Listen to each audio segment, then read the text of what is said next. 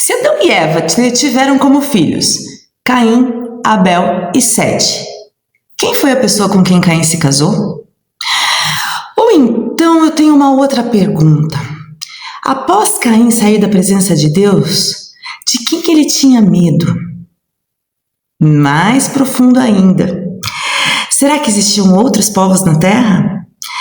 Será que tem algum versículo bíblico que a gente acabou passando desapercebido e não conseguiu entender? Pois é, hoje nós vamos olhar com cautela para trazer para vocês exatamente o que o texto bíblico está nos mostrando. Essa talvez seja a pergunta que as pessoas mais fazem acerca de Gênesis. Interessante a gente pensar que muitas pessoas tentam responder a essa questão criando um problema maior do que ele realmente é. Mas será que a Bíblia deixa esse tema realmente sem resposta? Ou será que nós estamos tentando ler esse texto com uma lente moderna demais?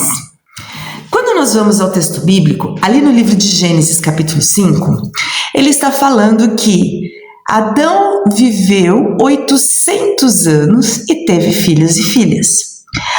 Observe que aqui a gente não está lendo o registro de Moisés, onde ele pretende contar a história de todos os filhos e de todas as filhas que Adão teve. Ele registra apenas as pessoas com quem ele vai gerar uma continuidade de narração para toda a história que é descrita na Bíblia. E isso acontece não só no livro de Gênesis, a gente vê acontecer por diversas vezes. Ou seja, quando a gente lê teve filhos e filhas, ele não está falando que foi depois de uma época, antes de uma época. Ele só está narrando que houveram muitos filhos e filhas. E quando nós nos concentramos ali dentro da escultória de Caim, já poderiam existir dezenas e dezenas de filhos, e talvez até mesmo centenas, porque não podemos dizer assim. A Bíblia, ela simplesmente não faz um censo mostrando quantos filhos veio ali antes ou depois dos filhos que estão na descrição bíblica. Ela conta uma história focada na redenção. Tá, Dani, mas ali na Bíblia não está falando sobre a questão apenas de quem Caim se casou.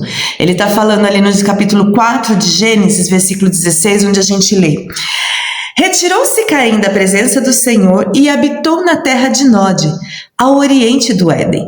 Ou seja, que terra é essa? Até então a gente só sabia do Éden, jardim, e saiu do Éden e foi expulso. E aí, que terra é essa de Nod? Aqui a gente tem que pensar em algo muito mais interessante, que é a palavra que veio do hebraico. Ela vem da raiz do hebraico chamada nod, e que significa vagar, errância, exílio. Ou seja, nós temos uma referência de localização para qual foi o sentido que Caim seguiu, que foi para a questão oriental, ao lado oriental da terra do Éden, mas não significa que Nod se chamava a cidade em que Caim morava. Ela está trazendo que ele foi exilado, errante, andante para um lugar ao Oriente. Então, ele está trazendo uma questão física e principalmente uma questão espiritual acerca de Caim. Ele passa a viver em uma nova terra com base na sua própria sentença. Ou seja, um homem condenado a viver longe de Deus. Uma nova pergunta que a gente pode fazer ao decorrer da continuidade do texto seria de quem são as pessoas que Caim encontrou? Seriam esses povos anteriores a Adão? Alguns estudiosos até defendem essa hipótese, mas existe nesse detalhe um ponto importante, que a Bíblia não afirma nenhum povo que antecedesse a Adão. Muito pelo contrário, a gente vê que Adão é ali o pai da humanidade. A humanidade começa a partir dele, onde a gente confirma ali no livro de Atos 17:26, onde diz: de um só fez toda a raça humana. Então, ele não se fundamenta, ele não se estrutura. A gente já falou um pouco disso quando nós falamos da criação, ali Gênesis 1 e Gênesis 2, onde a continuidade do texto bíblico, a continuidade da narrativa bíblica, ela não consegue embasar um outro povo, uma outra nação que antecedesse a Adão. Ali também, em Gênesis capítulo 3, no versículo 20, a gente vê que Eva é chamada de mãe de todos os viventes. Ou seja, a hipótese de pré-adâmica existir, ela é uma hipótese especulativa, é uma hipótese investigativa, mas ela não existe fundamentada no texto de Gênesis. Gênesis não precisa de uma geração pré-adâmica para se explicar. A própria continuidade bíblica, ela vai se explicando ao decorrer das nossas leituras. Tá, e aí a gente vai falar assim, ok, Adão teve filhos e filhas, Nod era uma condição ou um estado de exílio para quando ele partiu para um lado oriental. Caim então teria se exilado e casado com a sua própria irmã? A resposta é simples. Sim, começo da criação, começo da geração, era algo comum para que a humanidade conseguisse se multiplicar. Se não fosse uma irmã, talvez uma sobrinha, uma muito próxima, entendeu? Que poderia existir ali. Não sabemos exatamente, né? O que nós vemos aqui é que não é pecado casar com um consanguíneo? Aí a gente volta de novo lá nos princípios bíblicos, né? Deus criou Adão e Eva e depois veio a questão de multiplicar-se a humanidade.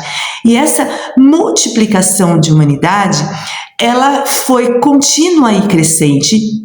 E a consanguinidade para casamento só passou a ser proibido a partir do livro de Levíticos e Números, quando através de Moisés foi dada a lei, e já existia milhões e milhões de pessoas e povos ali, e a partir da lei, então, é que passa a haver uma proibição de fato.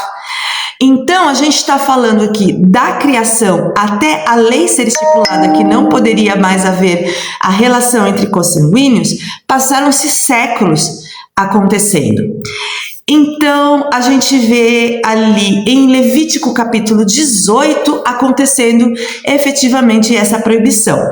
Então, enquanto a humanidade ainda estava em formação, ainda não havia um grande problema. E a própria ciência reconhece que a população pequena frequentemente inicia a sua expansão a partir daqueles poucos indivíduos que estão convivendo ali, né? É lógico que depois veio o estabelecimento da lei de Deus para que aquilo não mais acontecesse. Tem mais um ponto que a gente chama muito a atenção. A gente respondeu a questão de com quem casou-se, para onde ele foi, casado com a condição com a qual ele foi, a questão de não ter uma fundamentação bíblica, teológica que justifique uma geração antes de Adão, né, uma geração pré-adâmica. E agora a gente vai ficar com mais uma pergunta para respondermos juntos.